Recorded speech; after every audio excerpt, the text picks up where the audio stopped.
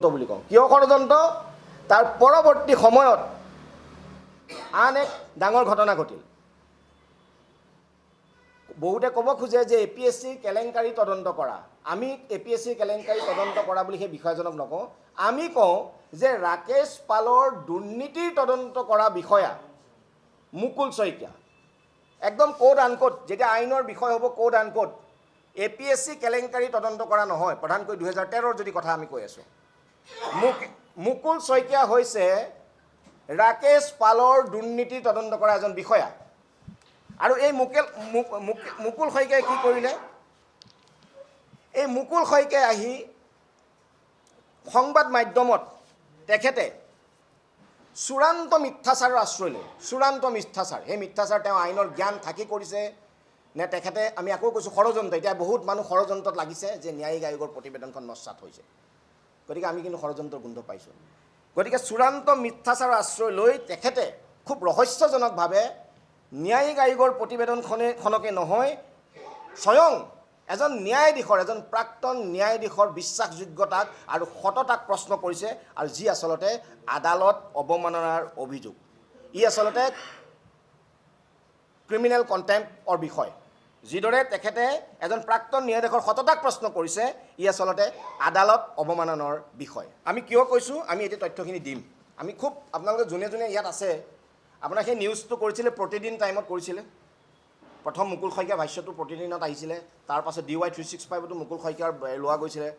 Cross কাৰেণ্টতো Mukul Saikia আহিছিলে গতিকে যিসকল আমি ভাবোঁ যে আছে সেই ভাষ্যটো আমি এবাৰ শুনাই ল'ম এটা কথা আপোনালোকক আমি বুজাই দিম মুকুল শইকীয়াৰ কথাখিনি কিমান সঁচা আপোনালোকে যিসকল আছে সেইসকলে গম পাব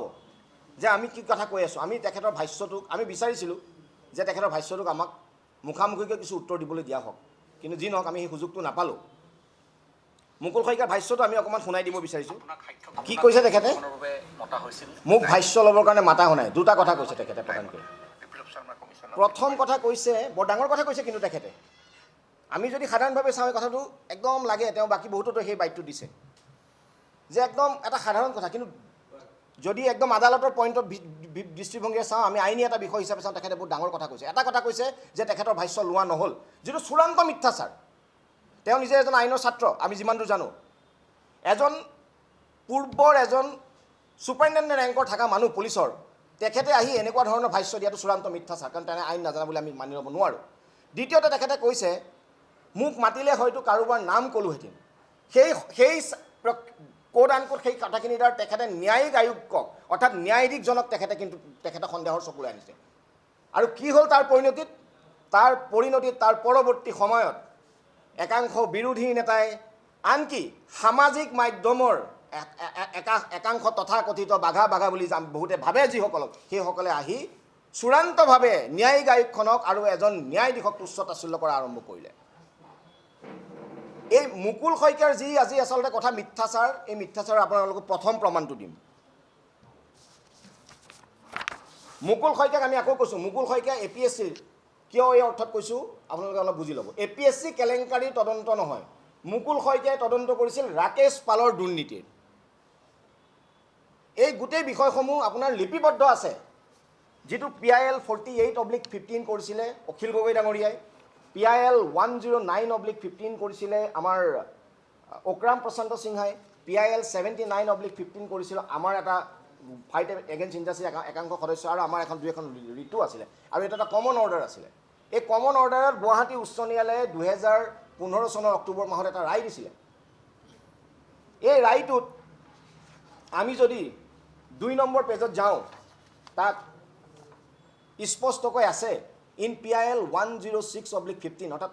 অক্ৰাম প্ৰশান্ত সিংহাই যিটো কেছ কৰিছিলে the petitioner challenges the report submitted by Subhash Das inquiry committee Subhash Das inquiry কমিটিয়ে তদন্তটো ভালকৈ নকৰা বুলি তেখেতে তাক প্ৰধানকৈ প্ৰত্যাহ্বান জনাইছিলে আৰু তাত পৰৱৰ্তী সময়ত কোৱা গৈছে যে petitioners averment in PIL 106/15 discloses that the state government has constituted an inquiry committee to be headed by retired judge of this court to inquire into the allegations of anomalies and malpractices. The allegations with regard to anomalies and malpractices cannot be efficaciously decided in writ petition. The allegations relate to factual matters. In that view, the commission headed by retired judge of this court would be appropriate. In that view, the কি ক'লে factual যিবিলাক matter থাকে যিবিলাক criminal তদন্তৰ বস্তু নহয়, in that view the commission headed by retired judge of this court would be appropriate forum to go into the issues of allegations of anomalies and malpractices in conduct of the exam. 2013 বৰ্ষৰ কেলেংকাৰীক লৈ পেলাই পৰীক্ষাটোক লৈ পেলাই কৰা cash আছিলে। অখিল গগৈ ডাঙৰীয়া যিখন PIL কৰিছিলে PIL 48/15 তাত তেওঁ এই পৰীক্ষাটোৰ কথা কোৱাৰ উপৰিও তেওঁ কৈছিলে যে ভিজিলেন্সৰ সেই সময়ৰ যিজন SP আছিলে মুকুল শইকীয়া তেওঁ তদন্ত কৰি বহুখিনি তথ্য পাইছিলে, গতিকে APSCত যে দুৰ্নীতি হৈ আছে এতিয়া সেই কথাখিনি তেওঁ সাঙুৰি আনিবৰ কাৰণে সেই কথাখিনি তেখেতে কৈছিলে। আৰু কি হৈছিলে PIL 106ৰ ওপৰত মূল আধাৰ কৰি পেলাই এই ন্যায়িক আয়োগখন হৈছিলে। আৰু যিখন 48/15 আছিলে তাত কি লিখা গৈছে যে there are allegations of corruption imputed against respondent number 6 অৰ্থাৎ Rakesh Pal who is the chairman. In para 24 the following averments are made that the petitioner begs to state that there are widespread ekhini mukul saikal kothakini okhil gogoi PIL or bostu widespread allegations against Mr. Rakesh Kumar Paul, chairman APSC, large number of print as well as electronic media, that the most vital piece of evidence against Mr. Paul is official communication which is an outcome of investigation conducted by Superintendent of Law, Vigilance and Anti-Corruption Government of Assam, Bhait memo number descended. The report stated it is clear that Sri R.K. Paul, chairman APSC, accumulated huge amount of money disproportionate to his known source of income. During scrutiny, it came to light that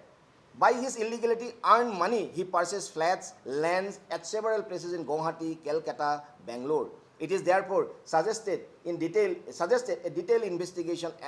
and interrogation is needed against Mr. R.K. Paul, chairman APSC.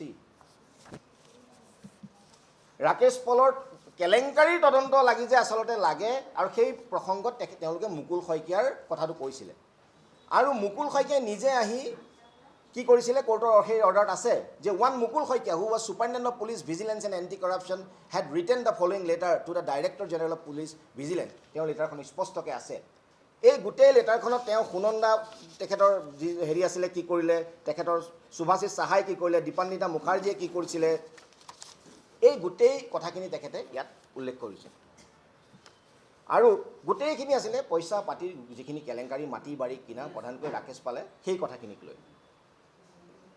সেই বিষয়জনক transfer কৰা গৈছিল। এই কথাটো কোৰ্টৰ আদালত আছে। The court directed that he should be reposted at superintendent as vigilance. আৰু কোৰ্টে সেই সময়তে কি কৰিছিলে তেখেতক আকৌ ভিজিলেন্সৰ SP হিচাপে আকৌ আনিব ক'লে আৰু এই বিষয়টোৰ ওপৰত তেখেতক এটা এফিডেভিট দিব দিলে। আৰু তেওঁ এফিডেভিট দিলে,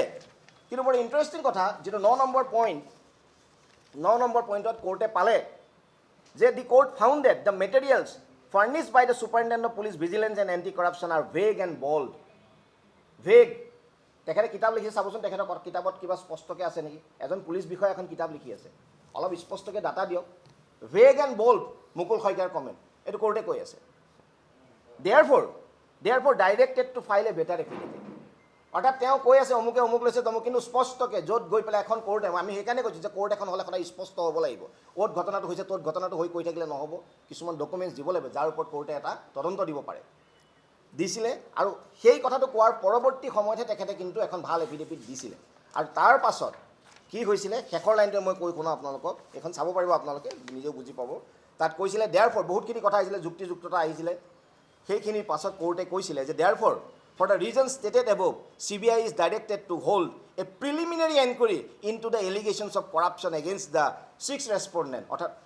Rakesh Kumar Paul, regarding income and properties owned by him, his kith and kins, also by Sanjoy Saha. চাওক কিমান স্পষ্টকৈ আছে। অৰ্থাৎ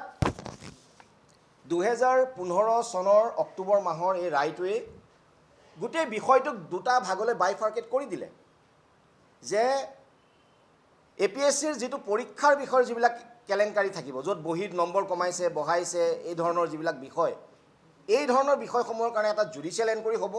আৰু যিবিলাক পুলিচৰ কথা আছে, যিখিনি আমি আকৌ সেইকাৰণে কৈছোঁ তেওঁ APSC কেলেংকাৰী তদন্ত কৰা নাছিলে, তেওঁ ৰাকেশ পালৰ দুৰ্নীতিৰ তদন্ত কৰি আছিলে। আৰু সেই বিষয়খিনিক লৈ এটা CBI প্ৰিলিমিনাৰী এনকুৱাৰী দিছিলে। প্ৰিলিমিনাৰী এনকুৱাৰী হ'ল, প্ৰিলিমিনাৰী এনকুৱাৰীৰ ওপৰত বেছ কৰি এটা মূল এনকুৱাৰী বৰ্তমান চলি থকা বুলি আমি জানো। গতিকে তেখেতৰ প্ৰসংগ তাতেই নাও who is Mukul Saikia regarding the judicial commission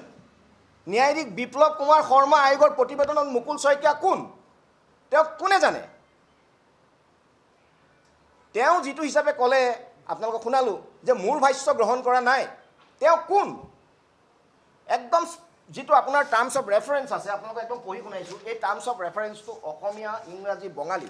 চবতে ন্যায়িক আয়োগখন যেতিয়া গঠন হৈছিলে 2019 চনত তাত এই কথাখিনি লিখা আছিলে অসমীয়াটো পঢ়ি শুনাইছোঁ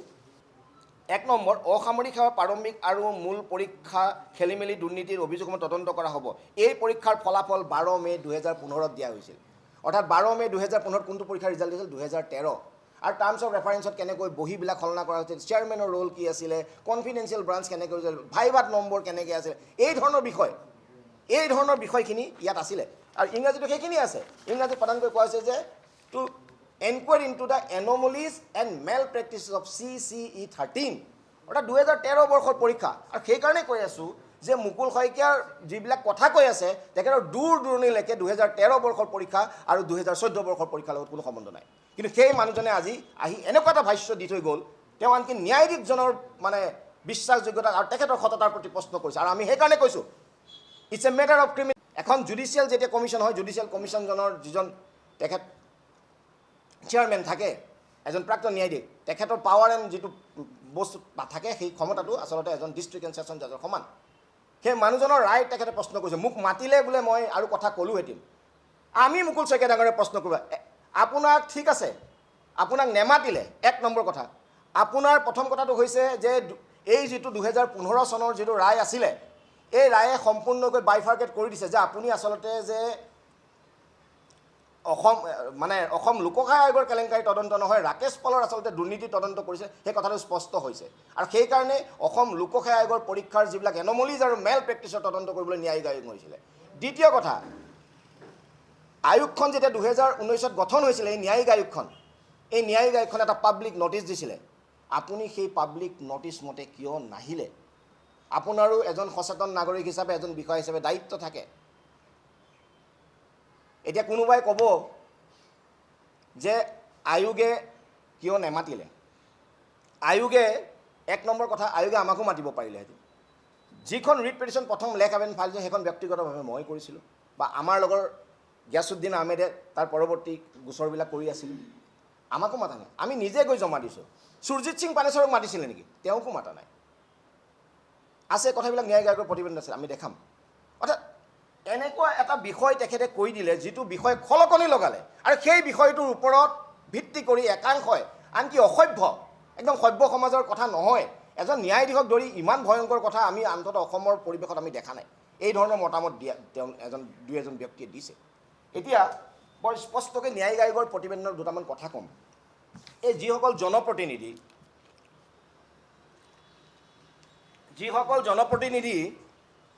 আৰু যিসকল আমাৰ তথাকথিত সামাজিক মাধ্যমৰ তেওঁলোক নিজকে ডিজিটেল ক্ৰিয়েটৰ বুলি কয় আচলতে তেওঁলোকে ডিজিটেল ডায়েৰিয়াত ভুগি থকা মানুহ যিসকলে এই ন্যায়িক আয়োগৰ মুকুল শইকীয়াৰ ভিত্তিত তেওঁলোকে ন্যায়িক আয়োগৰ আচলতে প্ৰথম যিটো অধ্যায় প্ৰথম অধ্যায়টো পঢ়া নাই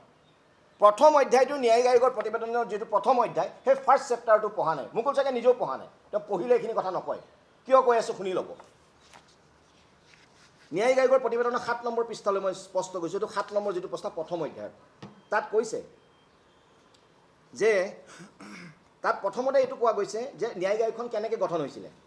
While public responses discussed below had been received, but there is no response from the concerned authority, namely Government of Assam, Home and Political Department, APSC, Police Department, and the candidates against whom criminal investigation are going on, and other officials. কি কৈছে ন্যায়িক আয়োগখন কি হ'ল 19 July 2019ত গঠন হ'ল with the constitution যিকোনো খবৰৰ বাবে যোগাযোগ কৰক 7099017330 লগতে 7099017110 নম্বৰত